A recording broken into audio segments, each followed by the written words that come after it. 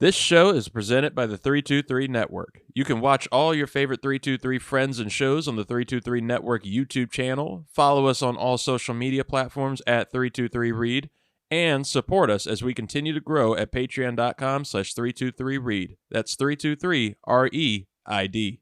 Listen, I know you guys talked about it on a previous show, and I wasn't there to talk about it, but let me paint a scene for you. It was June 17th, 1994, and a bunch of stuff was happening in New York that I remember. I think it was like a marathon. There was Arnold Palmer was at the Masters. There was stuff happening in the World Cup was happening in the U.S. And as a New York sports fan living in Queens in this time, two major things were happening. The New York Rangers were in the Stanley Cup Finals, and the New York Knicks were facing the Houston Rockets, Hakeem Olajuwon, in the NBA Finals. And obviously, everybody was transfixed on the OJ case. Like, somebody had been brutally murdered. Two people had been brutally murdered like a few weeks before that. Everybody sort of assumed that it was OJ. He left a suicide note, and all of a sudden he's on this Broncos chase. And you start hearing things about it. But this is obviously pre-internet, early internet, pre-Twitter, pre-Instagram, pre-live alerts. So when shit was breaking, it just came up on your TV, and it was on every other station. But NBC was playing was showing Game 6 of the Knicks Rockets. John Starks went like 3 for 17 from 3 or something. Like it was a bad time for the Knicks, but still, you know, we're playing the Houston fucking Rockets in the finals. The Knicks finally post Jordan make it to the NBA Finals, and this motherfucker decides to have a low-speed chase all throughout LA on like the biggest sports day of the year in New York. So I'm sitting there switching back and forth between MSG, where I think the Rangers game was, and NBC, where the Knicks were playing. And, you know, you hear the news at the bottom. First, it was like a bottom scroll, like you can put on StreamYard. O.J. Simpson in a high-speed chase in Los Angeles. And I was like, oh, shit, what the fuck? How many more things can happen today? And then, and I'll never forgive NBC for this, NBC goes split screen. First, they're like, oh, they cut away for a little bit at commercial. Guys, we're at the NBC news desk. Big announcement in the OJ case. He's being chased. And there's obviously news stations. There's CNN. All the other channels are covering it. But come on, man. We're watching sports. So first, they put it up on like a little thing here in the bottom of the screen, like the ticker. And then for some fucking reason, they make the decision to reverse it and go full screen OJ chase. And then they put the Knicks fucking Rockets game in a box this small right here, like right there. So all this is OJ chase. And then over here, so I'm sitting there, what the fuck, guys? You can change the channel if you want to watch the OJ chase. I don't know how much that was going to change the ratings, but literally I'm sitting here going, just getting like 2 feet away from my TV. And I didn't have like a huge TV at the time. So it was 90s. You didn't have like 72-inch plasmas. You just have box TVs, maybe 19, 20 inches, right? So I'm sitting there watching, and I got to fucking put my fucking eyeball like this to the screen so I can see John Starks missing shot after shot after shot. And then it just bullshit, just parked outside some house in Brentwood, just like anticlimactic. And then the best thing about that was when they pranked Michaels on NBC, where the guy from Howard Stern called in and did like the fake black accent, and it was like, I see OJ. And Michaels had to say it was a farcical call because OJ be looking scared, and he like did like this whole like this like stereotypical black accent, and like he trolled them, and but we didn't get to watch the game, so it was, you know, like the electric company, the Juice. We were all fans of him from the Hertz commercials to Naked Gun movies, and all of a sudden, once you murdered those two people, OJ, you fell off, man. And R.I.P.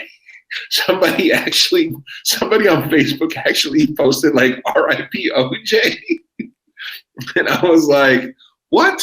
What do you? I was like, that's a bold strategy, Con. Let's see how it works out for you. But yeah, man, that's every Knicks fans from the '90s is still traumatized by that chase, because we were watching the Knicks, the Rangers, everything was happening in sports that day. I think 30 for 30 has a great movie, a doc about that, about all the shit that was happening from Arnold Palmer to the World Cup to all this shit that was happening in sports that day.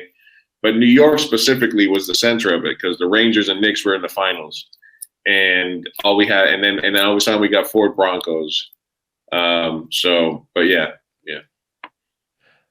Well, I'd just like to apologize to you, Luis. And if it makes you feel any better, I wish I had been watching that game that day too.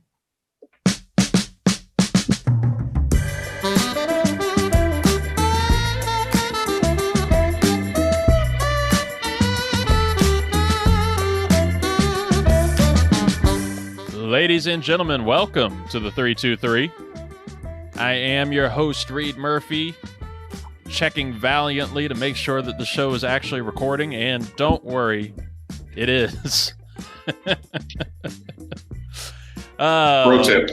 It's true professionalism. We look at that though. We've gotten to true professionalism where we're recording on the first take, because we've done it plenty of times where we've had to restart or restate some thoughts because we just did not think to actually hit all the record. But we're there. We're here now. And we're joined by wonderful people, as always, especially in this time of year. This is one of the biggest times of year for this guy, host of the 323's College Shame Day. It is Scott Ellia. Hello, Scott. Hello. Yes, this is the greatest time of year. It's NFL draft week, and it is getting interesting out there. Our Steve Kornacki there, Scott Ellia. You can check out. We're going to have plenty of fun to dive into with him on there. And as I say, we join the show, getting back into the groove. Well, I guess we're in that season where he can be optimistic Jets fan, but we also have uber confident Knicks fan, the Big Chief Burrito himself, host of Miente's show and Fireside Chats with Big Chief Burrito. Luis Martinez is here. Hello, Luis. What's up, guys? And I got to remind you, you don't get 323 unless you subtract 3, 1, and then multiply by 3 from 619. So the 323/619 show for San Diego, you know what I mean? I wasn't prepared to do math today. Totally. Let me get my calculator. Hold on. I was going to do the Chevy Chase from SNL quote. Yeah, I was told there wouldn't be math. But I love it. He's 100% right. You're all in on it. It's great to have you both here for this. And let's just go ahead and dive right into, before we switch up and get into full draft preview, there's a little bit of stuff to talk about, and we'll do that in News to Know.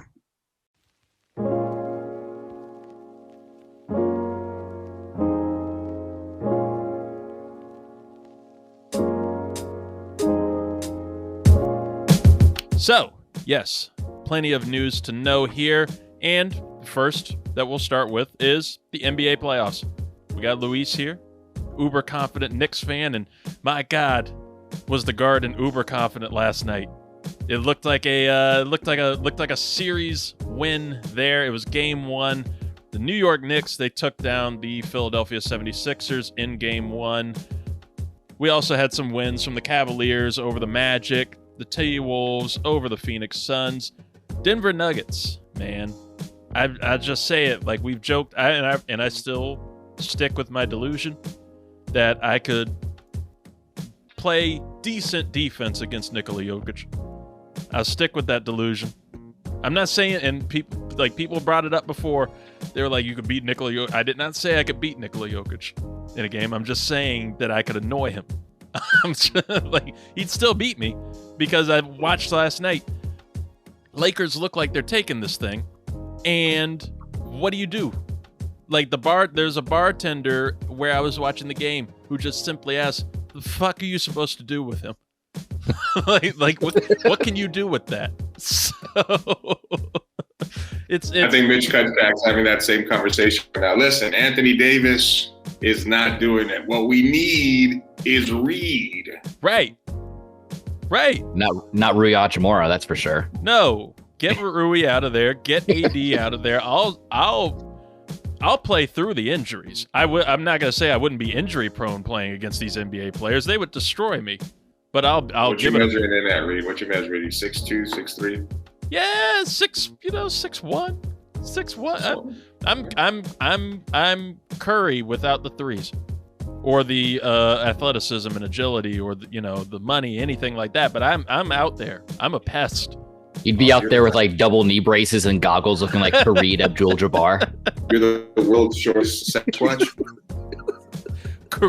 Reid Abdul-Jabbar is a wonderful name. Reid Abdul-Jabbar. Also on Sunday. That video of the little corgi. Yeah, that's the little corgi throwing up the shots with all the fucking dog puns. It gets me every time. Me, him, Air Bud. We're gonna be out there just hooping. Real hoopers know. Also on Sunday in Game 1s, the LA Clippers, they beat the Dallas Mavericks, which I was actually shocked about. I've known they've got an injury-hampered Kawhi Leonard. Did not think that they'd be able to take down Luka and a really hot Kyrie, but so far, Game 1 to them. We'll see how the rest of the series goes. Boston Celtics, they're the number 1 seed, my favorite to actually win the East right now. They took down the Miami Heat. Heat squeaked in through the play-in. Again, don't think it's really going anywhere this year, especially with Jimmy Buckets out for a few weeks. You guys, what are your thoughts on the playoffs this year? What are you guys' thoughts? We haven't really we didn't do round 1 Ricks versus Gricks. We might do that for round 2. Scheduling with NBA playoffs is so weird. I'm curious what you guys' thoughts are into these playoffs and, who's going to take it all here. I will say I'm the most casual NBA fan that I possibly will know, but I do know one thing, and that is conspiracy theories and the fact that Kevin Love has never lost an Eastern Conference playoff series in his career, and he's currently on the Miami Heat. I am going to fade myself, and I already put money on the Heat to be the series winner against the Celtics. I never knew that about Kevin Love. That's a crazy stat. You can't lose with Love, man. Not with Love. Not in the game of love or love lost. And Love did in not this lose. Economy. In this. What are the Knicks going to do, Luis? Can we expect the Knicks to actually do the thing this year, or at least break far? Look, I mean, if we had Randall, I would be a little bit more uber confident, But Jalen Brunson is cemented himself as like a top 15 Knick, like over the last year. Just put his whole team behind him. So you got him, you got New White Chocolate, DiVincenzo, you got OG Agabadogi, whatever his name is, the Canadian Mayhem starter. He was guarding fucking Embiid, and then you got paper mache big man in Embiid. It was like the biggest discrepancy in offensive rebounding in a playoff game in a while from what I saw. And we won when Brunson went from like 8 for 26. And at first it seemed like the Knicks were waiting for him to carry them because they were down early. Enter Deuce McBride, enter Josh Hart. We're talking about Love. We got Hart. And I think the Knicks can get through Philly pretty handily because I don't think Embiid's health is going to get better throughout the series, especially going up against Mitchell Robinson, who's kind of like at least his body equal, not in terms of skills, but he can't bang down low. But then also Philly didn't really get off, none of their like 6 role players that they have out there, Buddy Hyde and I don't know, all the people that they're out there, their depth, it wasn't really showing. As far as so I think they're the team that scares Boston the most.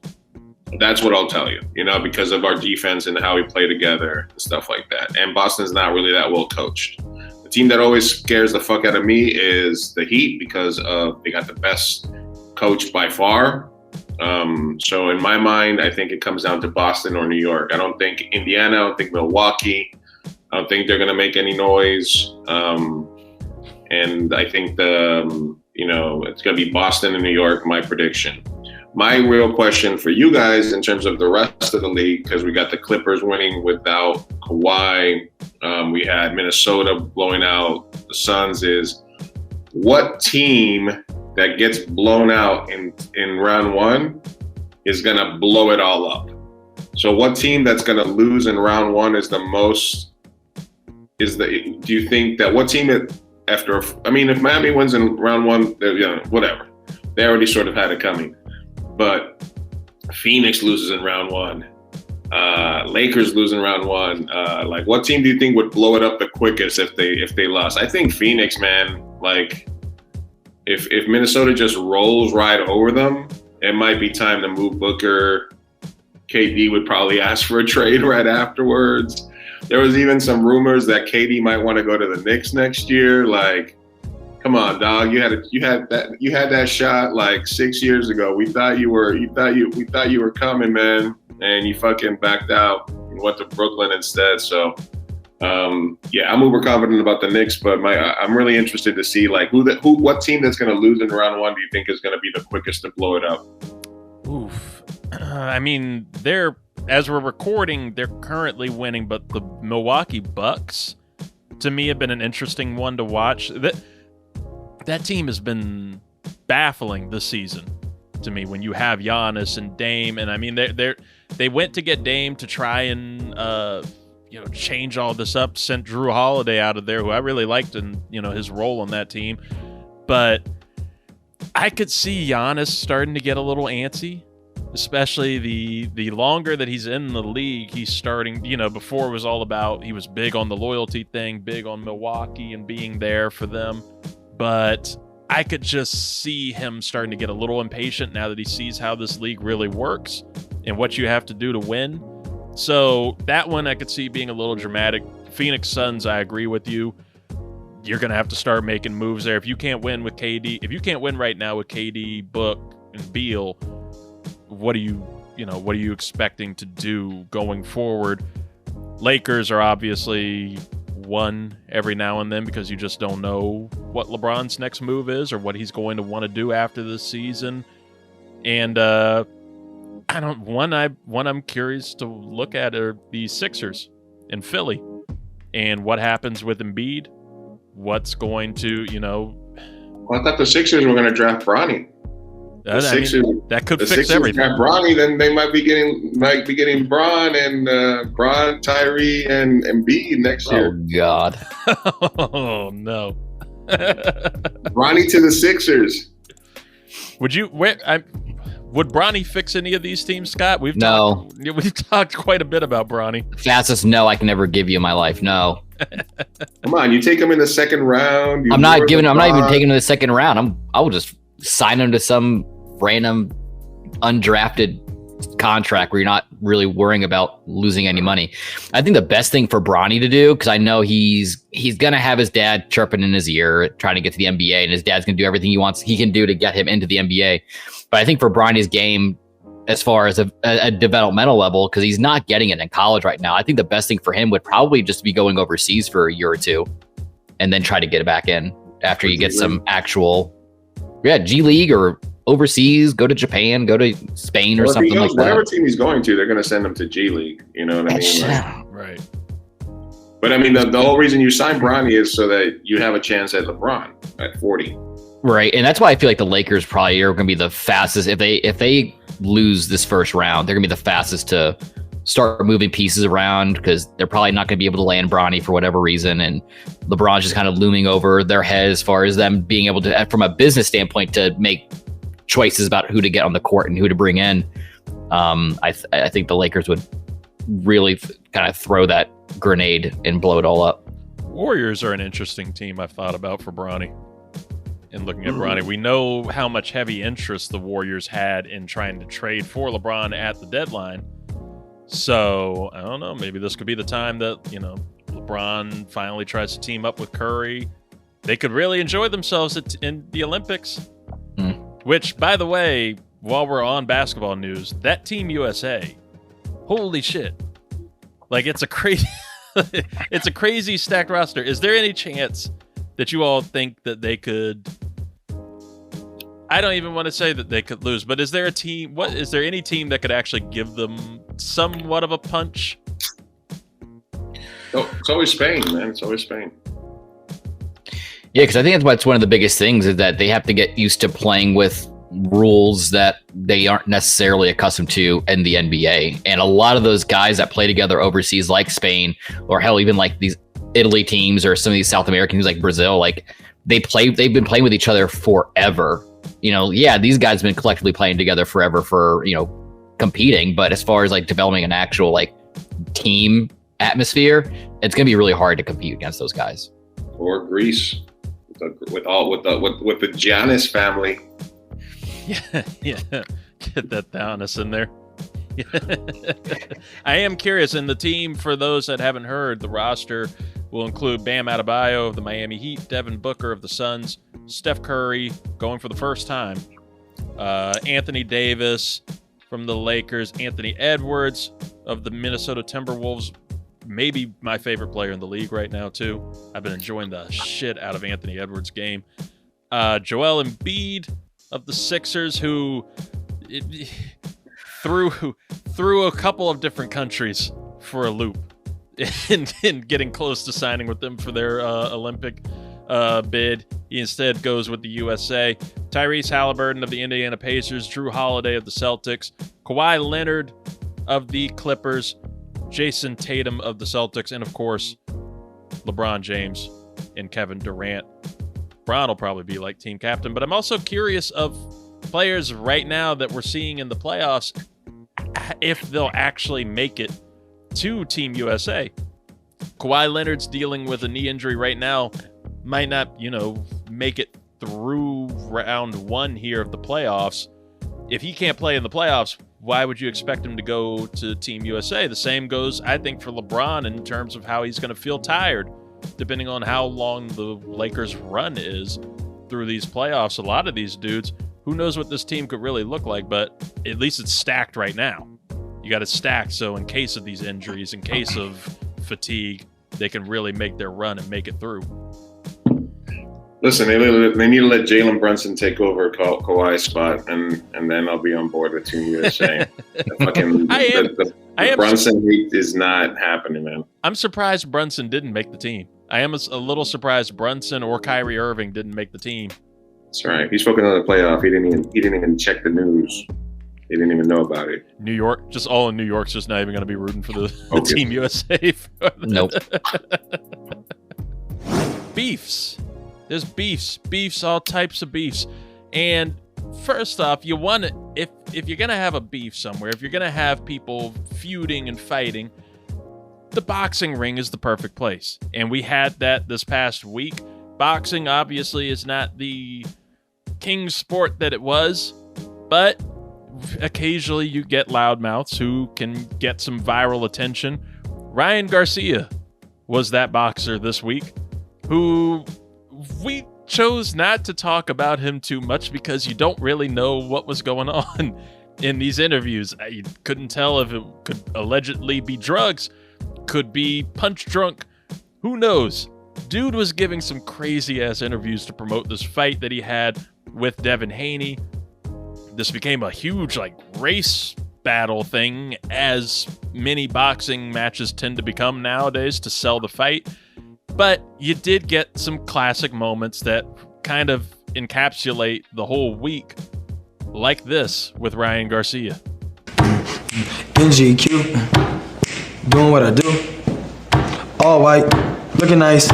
Okay, come through. I don't know if Ryan Garcia is taking the fight serious or not.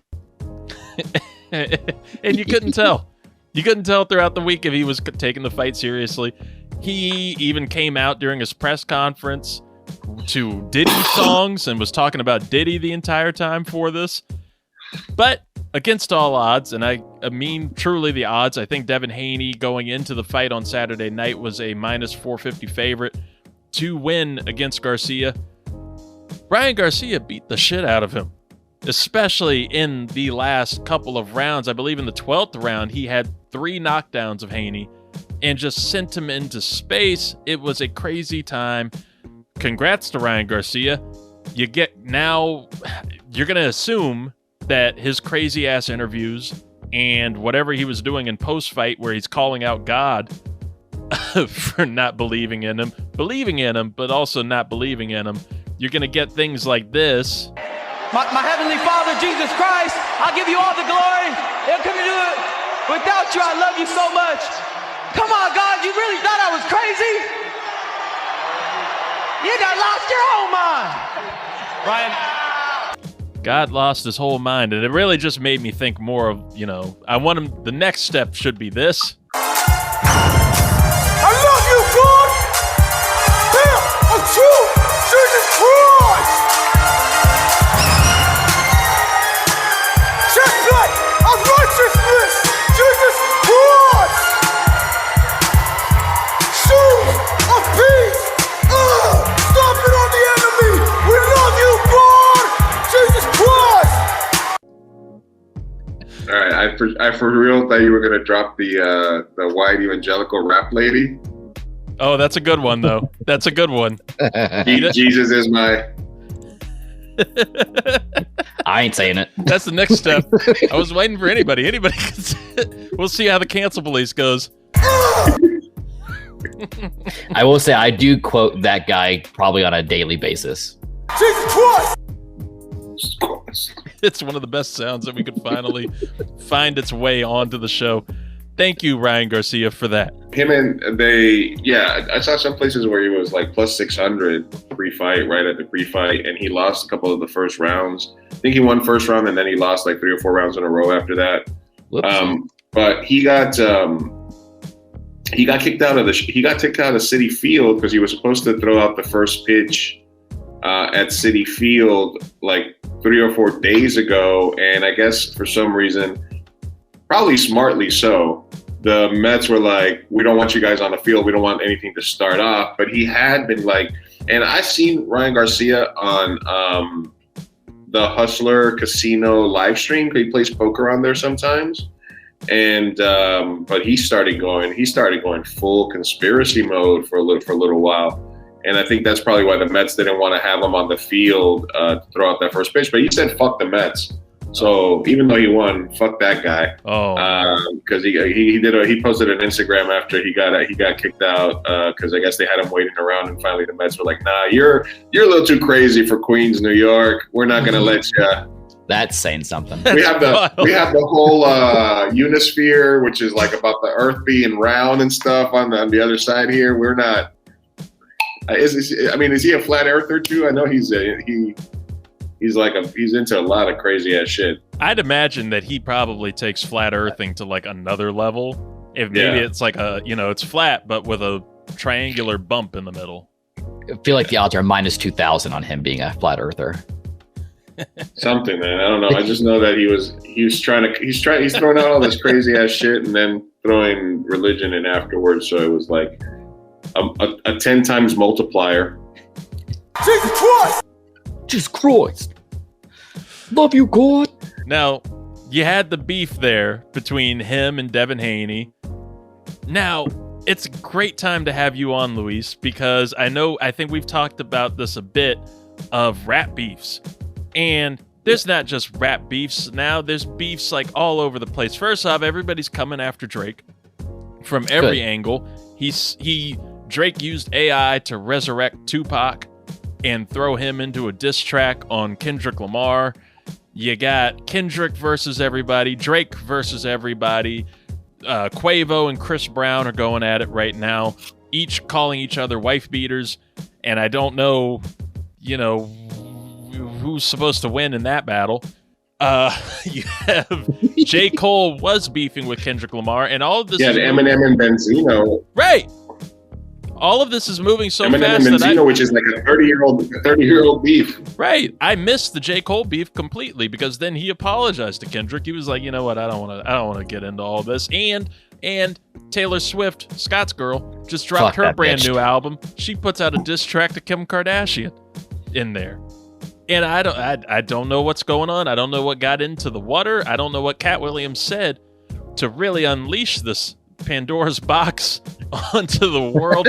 We almost launched into World War III last week, and that seemed a little calmer than everything that's happening right now between the rap beefs. So, it's what do you take? What's your take on all of this, Luis? Well, I think we've done like top 5 like diss records and top 5 rap beefs and previous stuff like that, and it was always like, you know, Ice Cube versus NWA, Nas versus Jay-Z. You know, same Pac, Biggie. Those are probably the big 3, right? Pac, Biggie, 50 and Nas, Jadakiss. Oh yeah, Chris Rock and Jada. Chris Rock and Jada. I mean, we've done, you know, Easy and Dre. There's just so many, right? You know, Eminem versus everybody. Eminem versus people on their own records. Eminem versus Benzino, which I thought got settled in like 2004. But apparently they were still talking about it. Benzino was on Drink Champs or another fucking podcast crying when they were talking about Eminem. It was insane. Look, man, I think that if you look at 50 too, like 50 Cent, like he tries to get into his rap beat, but he's very like upfront about it and saying, look, I'm doing it because it moves units, right? Yeah. He's talking about how he dissed the rapper and the rapper didn't come back, and he's like, you missed an opportunity, dude. You should have just fucking gone with it, you know? Like 50 went up against Nas and went up against a bunch of other people, and I think that was because he had Eminem backing him up, right? So for me, the quintessential point has always been Ether, because they made it a verb. You know, they turned a song, a diss track into the significance of ethering somebody, and hip is unique to hip hop, where you're burning them and you diss them so bad. My favorite so far has been J. Cole dissing Kendrick, but then he went back on it. Like, I don't understand. Like, he didn't stand behind his word, or on business, as they said, because he tried to take it back and soften the blow by apologizing. So I'm always, out of the alleged top 3 that are current, I'm a J. Cole guy, you know? So I think it goes Cole, Kendrick, Drake. I don't even like Drake, honestly. So I'm just saying if you have to put him in there. So I think it's good. Obviously, I think everybody learned from the Pac Biggie beef, and the fucking Chicago drill scene, fucking down south drill scene, fucking people actually dying over stuff like this. So I think mostly it's performative.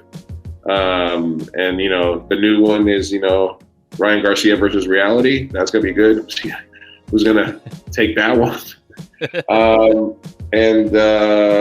So, yeah, I love it. Honestly, I like it. It really is just maybe being a veteran of the beef scene, I guess. It does feel like some of this is like, you know, like how you have like celebrities dating each other. It also feels like, hey, you know what would really, we've shown research that if you guys are beefing with each other, we're going to bump our sales 30%. You know what I mean? Like, I don't know how many of them are like super, super legit, but I'm here for it. I'm here to watch, and I'm here to, and it's just like, it's hard to catch. But with AI now, every other second you see a post that says Drake comes back, and it's obviously an AI Drake or an AI Kendrick and shit like that. So that's kind of the bad side of the modern day beefs, is that they move too fast. I think, you know, it goes from response the next day to AI response to like, it's you know, but old man, it's hard to keep up with all these beefs. You got Young Thug versus that federal prosecutor who really doesn't seem to like his music while he's going through these RICO charges. You brought up the AI. Scott, how do you feel? I don't know if you've seen it or heard it from today, but Drake put out a track that had an AI Snoop Dogg and an AI Tupac. And I guess it was, you could still hear Drake's flow through the voices, but he used those West Coast legends to take shots at Kendrick Lamar. Is that creative or whack?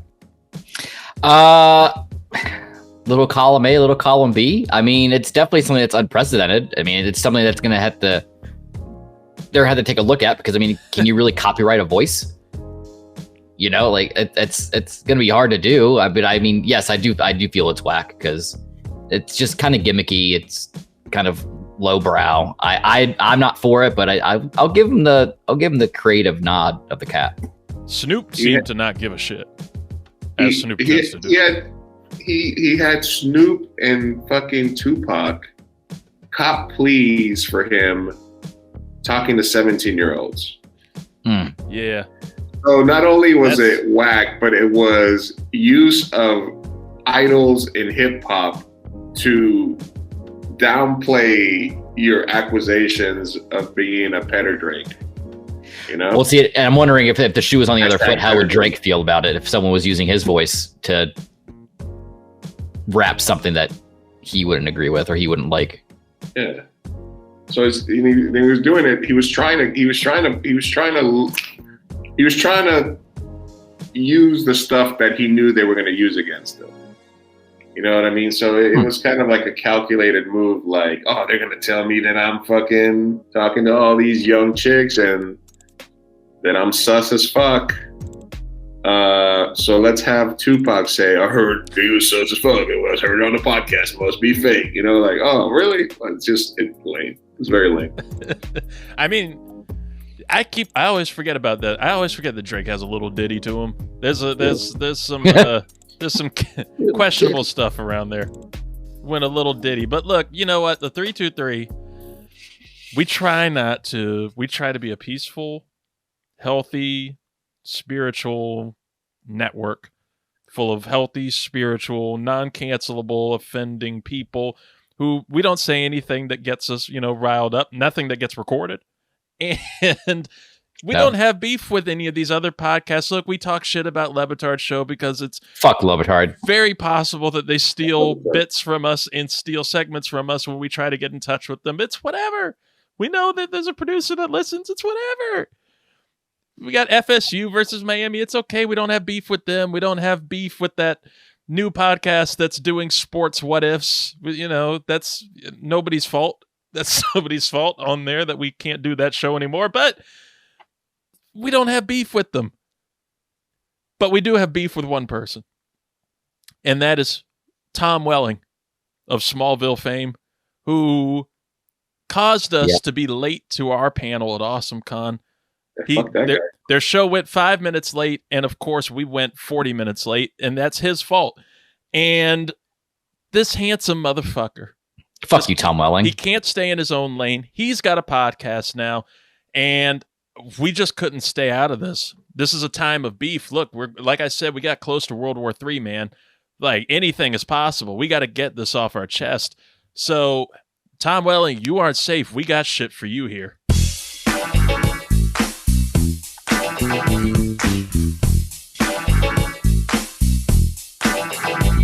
Let's get down to business. No time to be lavish. Tom Welling, you're tall, but you're acting so average. From Smallville to Cheaper, you're goddamn fiction. Nowadays, it's just a B-list mixture. You're tall, handsome, perfect in our eyes. We're jealous, we're bitter, so here come the lies. Tom Welling, you're charming, you're funny, you're cool, but in this diss track, you just a tool. You host a con panel, but couldn't keep the time, running late, disrespecting, yeah, that's your crime. You're handsome, you're charming, that's all you got. In the world of acting, you're just a 2000s dot. Your kryptonite, your weakness, your plight. Tom Welling, you're Superman, but not in our sight. You think you're so cool, so charming, so neat, but compared to Rosenbaum, you just obsolete. Michael Rosenbaum, that's a man of true skill. From Lex to the Flash, he's got the thrill. You're hosting podcasts, he's conquering the screen. Tom Welling, you're just a has-been dream. So take off that cape, it's time to face the facts. You're not a hero, just a man in slacks. You might be tall, but in eyes you're small. You're not the Man of Steel, just a man who will fall.